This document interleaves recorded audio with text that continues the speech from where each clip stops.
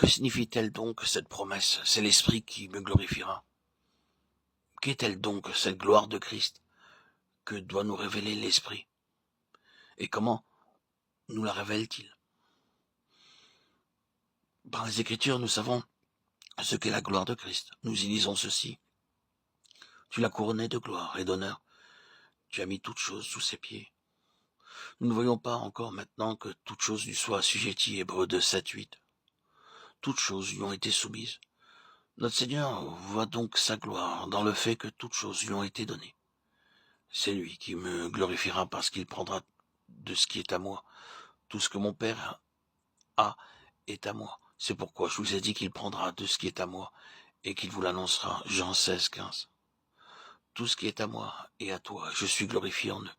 Jean 17, 10.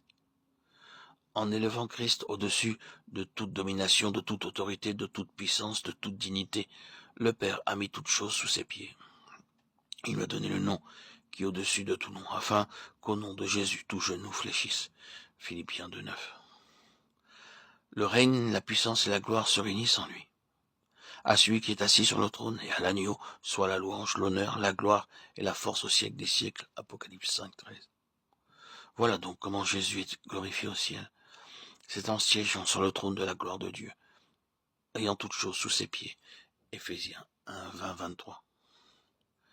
Quand le Saint-Esprit vient glorifier Jésus en nous, c'est sous cet aspect-là qu'il nous révèle sa gloire. Il prend de ce qui est à Christ et nous l'annonce.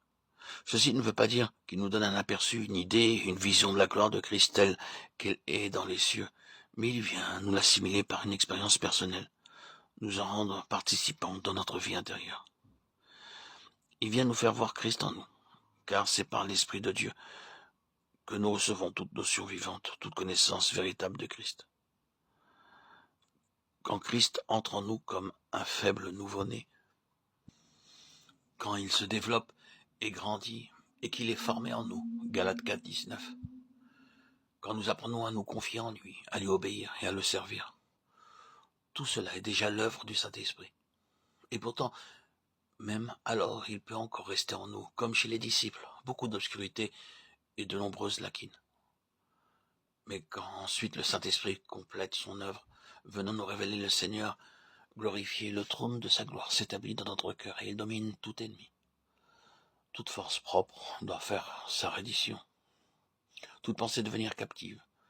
Tout doit obéir à Christ pour que de notre nature ainsi renouvelée s'élève ce chant de louange. Gloire à celui qui est assis sur le trône. Apocalypse 5, 13.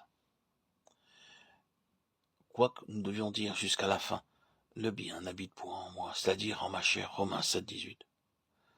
La sainte présence de Christ remplit alors si bien le cœur, elle règle si bien la vie qu'elle maîtrise tout. Ce n'est plus le péché qui domine,